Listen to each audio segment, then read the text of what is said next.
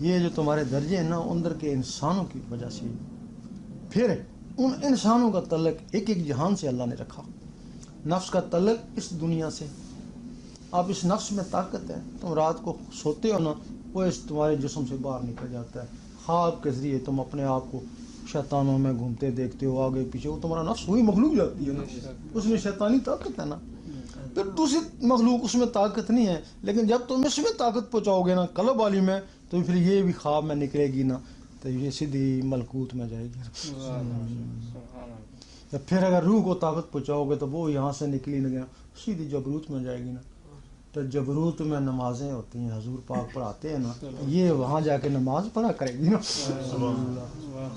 ابھی تو یہ نہیں جا سکتی ہے نا، جب طاقت پکڑے گی پھر جائے گی نا۔ تو پھر جب اس کو طاقتور کرو گے یہ لاہور میں چلی جائے گی نا، پھر اس دماغ والی کو طاقتور کرو گے